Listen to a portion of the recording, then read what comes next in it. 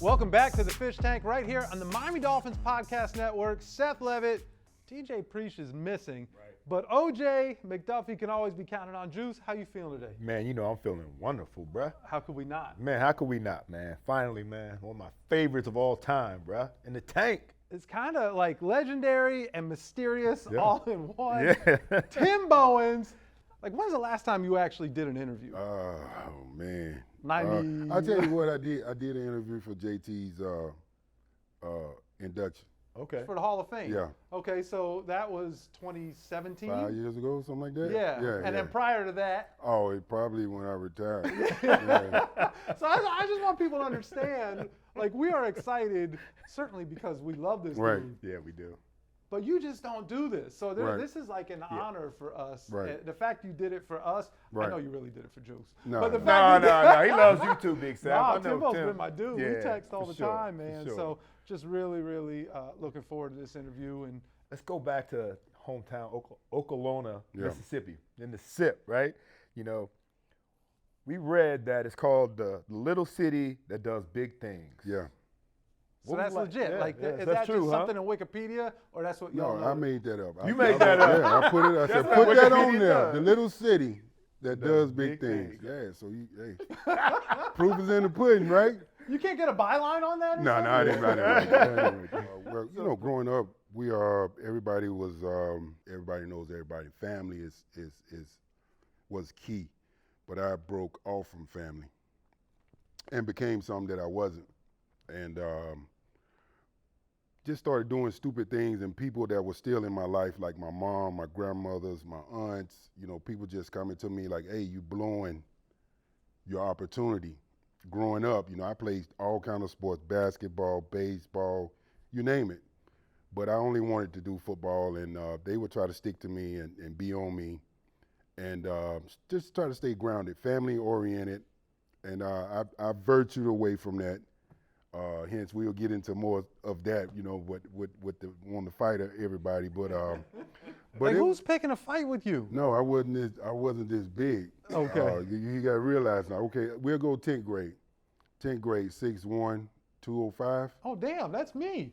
Yeah. Yeah, So then you well, got everybody tries me. So Yeah. Then you go the junior year it was about 6'2", 225. And then the senior year was about 6'3", 250, 245, 250. So I used to take older guys and just sling them in the air like they Ragdoll. Yeah, and then just put them down. Be like, look, I've man, seen him leave do me that on alone. the football field too. I mean, it carried on through his football career Yeah, too. so, you know, it's nothing but love, man. But, you know, I ended up having to go to ICC. I didn't want to go. I didn't want to be there. But then I got there, and I met all the guys that I played against, most of the guys I played against, most of the guys that you hear about, and it became home. So you spend 2 years there. And then somehow I ended up going to Ole Miss. I don't know how I went there. Norman Hand. You remember Norm? Big Y'all Norm. remember Of Norm? course, Yeah. yeah. So me and Norm were there at ICC for 2 years. But so I had to sit out all the way up until the first game. We play in Auburn. I had to get on the plane. Coach come back, gives me a sheet of paper with the defense on it, couple plays. And you have not practiced Nothing. a single practice. Haven't seen nothing. Not one rep. Nothing. Put me on the plane. First game, made the 2 plays. Then I made a couple more plays. Then they took me out. He said, "You didn't know the playbook." I said, "Man, just let me play, man." Isn't that playbook to stop the guy with the Yeah, ball? just Like, let me play. That was Auburn. It was Bostic. There was Wayne Oh, Gannon, yeah. Calvin, CJ, all them cats. Yeah, so I was like, you got to be kidding me, man. yeah, So, you know, usually rookies come in, you know, the rooks. right. 20-year-old rookie. A little hazing. Yeah, a little bit. But it's all in fun, you know. Tell us about your rookie, lack thereof hazing experience, Big Tim. The attempted haze. The we call attempted hazing that went on. You know what, man? I don't know, man. It was you know, it was just me being in a place that I ain't know anybody. I ain't trust nobody. Coming from Mississippi, so you know, it's like it was hard. And then on top of that, getting drafted in the first round, hell, we hadn't even started the little get together. Right. So you know, You you had ain't no no idea. food, cook, Yeah. no nothing. Yeah. And you walking in, you like, first round, what? It's supposed to be third or fourth. And that still shocked me. And I got a little story Coach Shula called, talked to Coach. First thing he said, how much you weigh? I said, dang, coach, I ain't got no scale. You know, I don't walk around with no scale. But I understood what he was got to get you in shape. When you can come down here, you know. Most rookies come the next day. I said, give me about a week. I'll be down there. You gonna enjoy this for a minute. Yeah, man, because I'm like, I'm country, man. I don't know. Talk about the mental aspect of the game that was so important to the way you played that I think a lot of people probably don't realize because they just think that your whole job was to just clog up the middle and it didn't matter. No, it's a little, then it's two different defenses. Our defense was more read and react. But my first 2 years, I was getting upfield, penetration. That's what I did, penetration. And all you got to do, most of the time, I give it away. Most guys know anyway. All you got to do is look at the clock. If they trying to run the clock down to 2, 1, take off. So you're looking through the lineman. You're looking through the old lineman to the play clock. Right. You see the Jet game? You remember my rookie year? That's what I did. And then he started going. He started changing it up. But that's what I did. Let's talk about your strength. Let's talk about how there were some other guys that spend all day in the gym lifting. Yeah. Just, go in there, shoes untied. Right. No warm-ups. Street clothes on. Street clothes on. Yeah. Some Timberlands, maybe? You know what I mean? No. We had a guy, we mentioned him earlier before we got on the air here and before we started recording and he go in and Big Shorty. There we go. Yeah. Put 315 up. That's Daryl Gardner, for those who don't know. Put 315 up like 20 times. Yeah. You get in there, not warmed up. Right. Shoes untied, street clothes possibly. No spot. No spot. No, you don't need no Nothing. spot, right? Nothing. Go up there, throwing that 315 up like it's nothing, right? Right. Then you get to like 19 and you rack it. Yeah. Why'd you rack it? Well, this when I went in, it was 16. Okay. So John was like, oh yeah. So I get to 10. I'm like, I ain't even just. Then I get to 11. Then I get to 12. I say, hey, how many is that? I'm paused now. Wait, hey, so you're holding 315 up yeah, after he's like, 11? how many is that? They said 12. So I went down again. And no So spot. 13, I right. mean, just No the spot. idea Yeah, that you just- took it off the rack. Yeah. 12. Yeah. John almost hit me, man. I ain't never seen John Because you mad. re-racked it. No, Yeah, yeah, 'cause because he he was didn't like, fit, he keep going. He was like, oh, Timbo, no. I did it every year because those guys, man, they be in there drinking the shakes, and I do it the way I got to do it. I don't have to go in there and put 385, 405 on there and do that every day, all day. Right. I knew what I had to do. Right. So, My perspective, and I would hear how Jimmy would talk about you guys to the media, was that he respected the hell out of both of you guys. But what was that transition like? I'm not looking for you to say anything disparaging. That's on you if you want to or not. But just what was that transition like, either on the field or just, you talk about how for you really got to get to know somebody. You don't just trust somebody jump just because. And so for a guy like Jimmy Johnson to come in to replace this coach that had been so important to your career at this point, what was that like for you? it was not knowing. It was different. All the guys that you played with the 2 years, they were leaving. So basically, you're like, where am I next? Where am I finna go? What am I about to do? Is he gonna keep me? Does he like me? Does he, how's he gonna use me? What's the deal? And he ended up drafting Daryl in the first round, so I kind of figured out what it was. It's like, okay, he finna replace me with Daryl.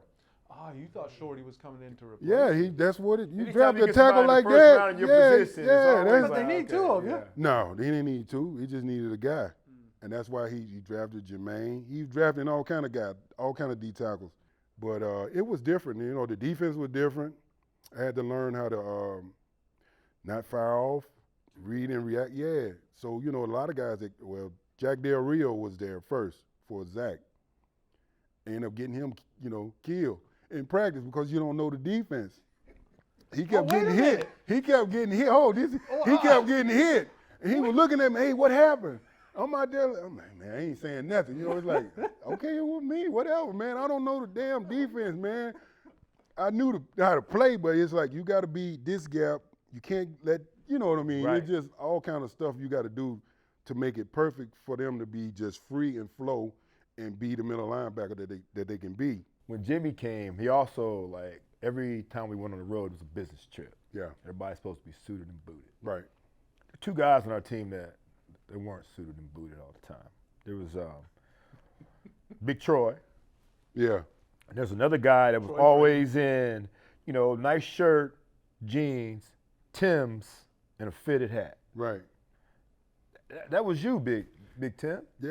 You know what I mean? Did you and Jimmy have this conversation? Because Yeah. you didn't even, you had the conversation. Yeah. Look, I ain't. I talked to him. I didn't Okay. Just, You just didn't bunk the sis, so you just. No. He said, Tim, don't worry about it. Just wear a collared shirt. Right. Even Dave said the same thing. Right. I was like, man, Coach, it's too hot. I like to be you. You getting on a plane, you going to travel, you want to play football, man. Ain't no damn business. We taking care of different kind of business is what you talking about. You know what I mean? So it was just different, man. I never like to put on those hot clothes, man. It's too hot. It's in Florida. Right. And then by the time you get on the plane, most of those guys was drenched and sweat like a mug, man.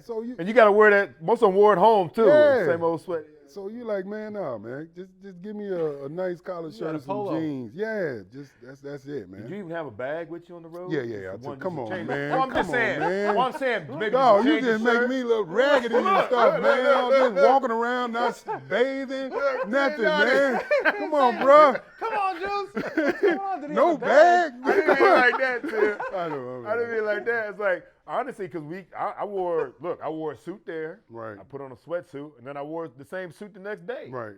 You know what I mean? So you didn't really need that much bag when it came to No, I mean, you had to change the clothes and drawers and a T-shirt. that's it. Yeah. So getting back to Zach, Right. a.k.a. Buddy Lee, what was that like when he came in, once you got the defense figured out and I Right. guess got Jack Del Rio into coaching? Right. But, what was it like? How quickly did you realize that you had a player behind you? And did the pride that you took in keeping guys off of him, did that just raise because you knew what he could mean for the defense? I'm just curious to kind of what was going through your head. Well, really, when camp started, you're tired, so you really don't know who's in the huddle or what. And by the time the first game rolls around, okay, it's Zach. Yeah. And Zach hit, I'm going to say it's Sean Jefferson. Sean Jefferson. Oh, man, that New England And the game, guy man. had snot coming out of his nose, so I said, okay, Sleep. yeah, he's ready. Yeah. He's ready. So after that, I mean, Zach was the quarterback of the defense. So wherever Zach do to get us in the position to make plays, so be it. But Zach made plays. He was always around the ball hawk. He could dissect plays before it even happens.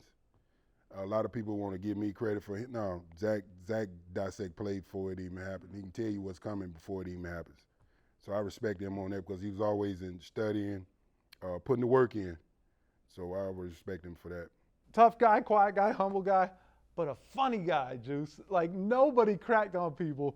And it was always you and whoever was your kind of partner in crime. Right. And for a while, that was Jermaine Haley. Right. And if you and Jermaine got in that little corner of the locker room, you were like and first of all, the defensive line area in general, like you just didn't, that was that. You don't even go by there, bro. You didn't go by that. You knew. You go the long way. Yeah, that was that You part don't of pass town. through that part of town. Yeah, you better know somebody Right. or keep it moving. Right. And if you and Jermaine were parked in that little corner there, Right. you would cut on dudes, oh, he's on you, and the whole thing. Jermaine would be the guy that's doing all the cracking. And then you just got to tell the guy that he's cracking on you so you can get him over there. And them two go back and forth. Wait, with so each you just other. like to stir the pot? Yeah, that's what you do. That's what you do. And you have fun doing it. And everybody, nothing serious or nothing, nothing below the belt or nothing. Just having fun, man. Yeah. Well, nothing below the belt until, God, I made a mistake, Juice. So Jay Moore, he's an actor, but he was a comedian, did a lot of sports. He still is a comedian, but did a lot of sports comedy. And Right. he was doing something for one of the networks. Right. And he taped something outside on the field while you guys were in meetings. Mm-hmm. I don't know why you and Jermaine were out of meetings at this point. Yeah. I guess you had met enough in your mind. D-line, we was just, it was a break. It was We a had break. Yeah. So I go to take Jay Moore back upstairs, cut through the locker room. We're going to go up to the media room, and there you are. Right. You and Jermaine. Yeah. And it's an empty locker room. Right. Well, I thought it was okay, and then all the meetings broke, and now 50 Yeah. jokers Yeah, come yeah, walking yeah, in, yeah. and you start telling them, get on him, get on him. You remember that, man? Yeah, but I didn't tell me to go at him like that. Yeah, that was rough. I had to grab him by the scruff of his neck. Yeah, and you got to escort get him out of there. Yeah. Well, I'm going to tell you, another guy, we talk about these D linemen, man, that you roll with, man, Larry Chester. Yeah, Big Chester. We had Big Chester in the tank, man. We had a Right. blast with Chester, Right. man. And he talked about a lot about how strong you were, man, and, Right. and how gifted you were. But he also talked about how he had to get on you a couple of times for throwing dudes on him, man. Wow. You know what I mean? He's Reverse. he said, Reverse. see? Reverse. I'm glad we get the true story The now. true Larry Chester, this is a game we were playing in New York, the Giants. Larry threw his guy on top of me. I was getting up. So as me getting up, I ripped this finger right here from this side all the way down to here. I didn't know what it was. I said, "Ah, man." So 'cause I you had played gloves. another play, and then you start seeing blood. Troy got it and said, "Oh, we got to go to the locker room." I was like, "What's going on?" So I was getting stitched up for about, I guess, a quarter, because you can That's see a lot. Yeah, you can see the little nerves doing. Stop, I was Tim. like, God, man. And then you look on film, it was Larry. Oh, so you didn't know what happened. I knew what it was but I wanted to see how he Right. did it or why. He was just throwing the guy. I said, man, I played maybe 3 plays that game. Oh, man. So you had to let him know. Yeah, I'm still mad. and I'm he still mad. He said, point out, hey, Larry, I'm still I'm mad. mad, dog. Come on, man. Man, Cool. But we have started something this year, and it is our 2-minute drill. So we need a clock. I should have told, James and Trey are scrambling over there. It's fun. DJ Preach takes a damn day off when Timbo's here. All right, so we're going to start the clock, the 2-minute. I'm kicking it off? I'll kick it off. Okay, and let's go. Start the clock. All right, true or false? You might answer this a little bit. If you didn't play football, would you be a professional wrestler? No. False. Okay, so False. that was just False. Yeah, true or false. Okay. all right. Well, then these other questions, I don't know if they work. If you did go into wrestling, what would your wrestling name be? I think Bobby Lashley got it. The Almighty. The Almighty. I love it. I like love that. it. I like that. Almighty, yeah. All right, Biggie or Tupac? Pac. Why? You're not an all eyes on me guy. You know what I mean? Yeah, but the thing about both of them, you like both of them, but Pac was more of a poet, and you kind of get what he was talking about, like what's going on in the You can community. visualize it, Yeah, couldn't you, yeah, man? because it's Yeah. happening. You see it happening, so I'll take Pac over that just because of that. Interesting. The poet. Got to get you out to a poetry slam. Yeah. Okay. Funniest teammate you ever played with? I would be Jermaine. Yeah, Jermaine Haley. Toughest teammate you ever played with? I'll go with Chester. Big Chester. I like it. Well, this might be the other answer, the same answer. Strongest Miami Dolphin not named Tim Bowens. Probably Troy Drayton. Yeah, Big Drake. Big That's Troy. you say What's that. your side of the ball? Yeah. Everybody we talked about is scared of Timbo. Who was Timbo scared of? Mom. Yeah. Yeah. Why? Still, right? Mom. Yeah, it's just Put them hands on your boy. respect. I love it. I love Yeah. it. Well, you kind of answered this already. Zach goes into the Hall of Fame. You're going to arrive by plane, car, no. RV. You'll be in the RV. How many Yeah. people were piling in there? Probably 5. And we had to get a ticket for the driver, too. Right. Yeah. So maybe a little 6, 7. Okay. Try to get us in there. Yeah. Yeah, we got one more. We got one Yeah. more. The All clock's right. running. All right. Best interview you ever gave while you're playing or to this day? Probably this. This right Fish here. tank, there it is. That's House, the baby. 2-minute Let's drill go. right there. Right here. Let's go. I love it. I love it. Hey, man, I can't tell you how special this is. I don't want to speak for Juice, but Right. we've been talking about this one for when we sat down He's been 4 years ago. everybody's been asking for him. So seriously, it's not lost on us. Really appreciate just Right. so much love for you, man, and Appreciate really it. appreciate you being a part of this. Thanks for having me. Hey, thanks for diving in, Timbo. No doubt. Salute.